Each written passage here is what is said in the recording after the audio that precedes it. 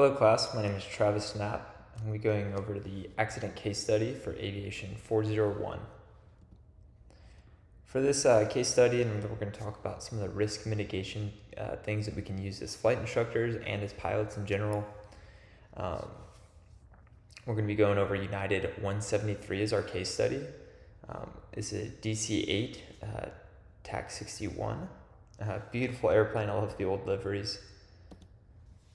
Short overview of the flight is it was from JFK, New York to Denver and then on to Portland. It made its refuel in Denver and then on to Portland, and it had its crash right outside of Portland. So just a quick accident summary. So the first indication of this not being a normal flight was when they put the landing gear down.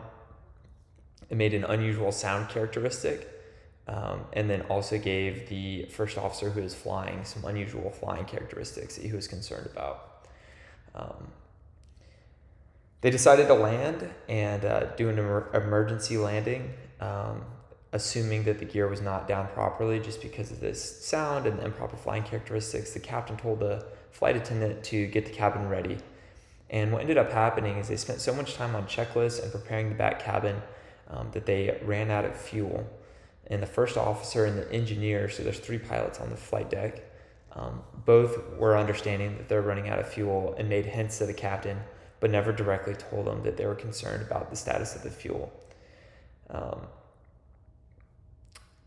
And so eventually this aircraft experienced exhaustion, and they crashed 6 miles just to the east of the airport.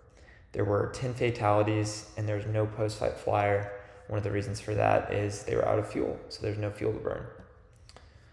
So the NTSB probable causes here was the failure of the captain to monitor properly the aircraft's fuel state and to properly respond to the low fuel state and the crew members' advisories regarding fuel state. Contributing causes is the 2 flight crew members not properly notifying the captain. All right, so tying this all together and using this accident as a case study for our own risk management. A threat forward concept is one of the things that we can use and was introduced in this module.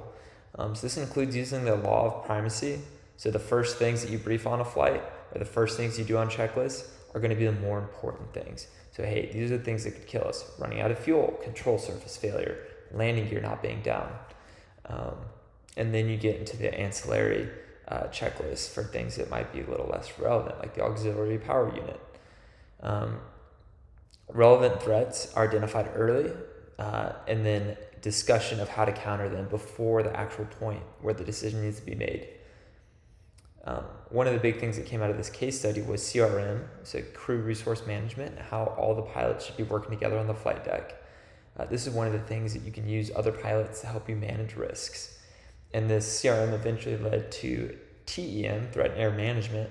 And threat and error management is essentially analysis of threats, so things outside of the control of humans, and errors, things that are in control of humans, but humans deviate from policy or best practices, which creates an undesirable aircraft state, which then needs to be minimized and thought about how to correct that undesirable aircraft state.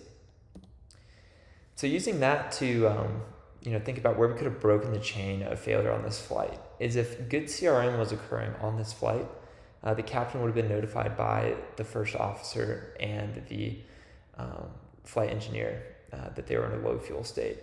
Additionally, just avoiding hyperfixation on the problem and using good threat and error management to identify all the threats and errors and then mitigate the undesirable aircraft state, which in this case was unknown landing gear condition and low fuel state.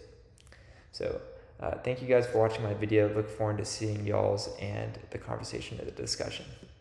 And then here are my references, just the instructor handbook and the NTSB case study.